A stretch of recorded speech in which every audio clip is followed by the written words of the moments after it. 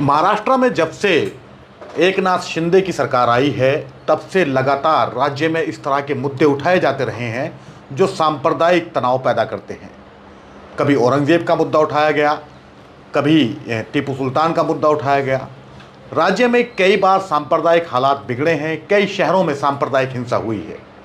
अब इसी कड़ी में महाराष्ट्र के धुलिया में एक नया मामला सामने आया है। धुलिया पुलिस ने 5 ऐसे लोगों को गिरफ्तार किया है जिन्होंने इसी महीने मस्जिद पर अटैक किया था, मस्जिद की बेहुरमती की थी ताकि सांप्रदायिक तनाव पैदा हो सके। अब पुलिस ने इन 4 आरोपियों को गिरफ्तार किया है। इन 4 में जो 5वां है वो एक नाबालिग है। पुलिस ने जिन आरोपियों को गिरफ्तार किया है उन्होंने पूछताछ में बताया कि वो शहर में सांप्रदायिक माहौल ख़राब करना चाहते थे ताकि हिंदू और मुसलमान के बीच में आपसी विवाद हो, झगड़ा हो। इस वजह से उन्होंने मस्जिद पर अटैक किया था, मस्जिद की बेहुरमती की थी। पुलिस ने बताया कि जो गिरफ्तार किए गए हैं उनमें गणेश सिरसाट, भीमराव कंवर, विक्की कोहली, रोहित जगदले और एक नाबालिग शामिल है।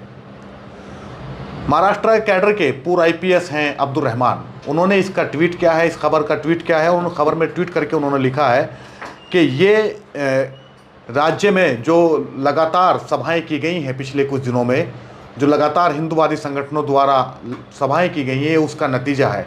इसके साथ साथ उन्होंने एक और चीज़ पर ध्यान दिलाया है। उन्होंने लिखा कि ये लोग एक तरह से मासूम हैं, नफ़रत के माहौल में प्रेरित होकर इन्होंने ये काम किया है। असल आरोपी तो नफ़रती भाषण देकर माहौल ख़राब करने वाले लोग हैं। साथ ही अब्दुल रहमान ने लिखा कि दूसरा बिंदु यह है कि सभी हिंदू OBC हैं जो उच्च वर्गीय लोगों के जाल में फंसकर ये काम कर रहे हैं। केस का सामना तो इन्हें ही करना पड़ेगा। दरअसल अब्दुल रहमान ये समझाने की कोशिश कर रहे हैं कि ये जो लोग हैं जो सांप्रदायिक माहौल पैदा करने के षड्यंत्र में जो पकड़े गए हैं, जिन्हें पुलिस ने गिरफ्तार किया है, ये लोग एक मोहरा हैं और इनका रिमोट कंट्रोल किसी और के हाथ में है। इनका रिमोट किसके हाथ में है ये ज़्यादा बताने की आपको ज़रूरत नहीं है, क्योंकि महाराष्ट्र वो स्टेट रहा है जहां पिछले कुछ महीनों में हिंदूवादी संगठनों द्वारा लगातार रैलियां की गई हैं और इन रैली में मुसलमानों के खिलाफ भड़काऊ बयानबाजी की गई है।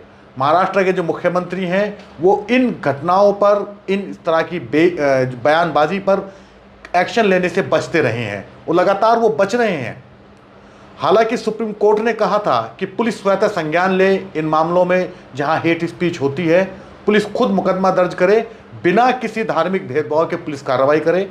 लेकिन ऐसा लगता है कि महाराष्ट्र में ये नियम लागू नहीं होता, या ऐसा लगता है कि जो भाजपा शासित प्रदेश हैं वहाँ पर पुलिस की कार्यशैली बदल जाती है। वहाँ जो राज्य के मुख्यमंत्री है उसका निर्देश ही पुलिस के लिए सर्वोपरि है। सुप्रीम कोर्ट कोई मायने नहीं रखता है। वरना राज्य में इस तरह की जो घटनाएं होती हैं इनके पीछे भड़काऊ बयानबाजी होती है। भड़काऊ बयानबाजी देने वाले मामलों में एक बार भी महाराष्ट्र में किसी के खिलाफ कोई FIR तक दर्ज नहीं की गई है, जिसके नतीजे में धुलिया जैसी घटनाएं सामने आ रही हैं। इससे पहले महाराष्ट्र के एक और शहर में सांप्रदायिक तनाव हुआ था, जहां पर टीपू सुल्तान का फोटो एक शख्स ने अपने WhatsApp स्टेटस पर लगाया था और एक शख्स ने मुगल बादशाह औरंगजेब का फोटो अपने WhatsApp स्टेटस पर लगाया था। उसके बाद शहर में तनाव हुआ। हिंदूवादी जो उग्र भीड़ है वो इकट्ठी हो गई शहर में और तोड़फोड़ की गई। एक वीडियो भी आपने देखा होगा कि एक फल विक्रेता के पीछे 15-20 लोगों का झुंड भाग रहा था, उस पर हमला कर रहा था और उस पर पथराव कर रहा था। ये तमाम घटना तब सामने आई जब औरंगजेब का एक शख्स ने अपने मोबाइल पर WhatsApp पर स्टेटस लगाया था। उसके बाद में सारी चीज़ें आई, उसके खिलाफ FIR दर्ज की गई। जिसने टीपू सुल्तान का फोटो लगाया उसके खिलाफ FIR दर्ज की गई। लेकिन एक भी FIR उन लोगों के खिलाफ दर्ज नहीं की गई जो बड़े बड़े आयोजन करके, बड़ी बड़ी रैलियां करके मुसलमानों के खिलाफ भाषणबाजी कर रहे हैं, नफरत फैला रहे हैं।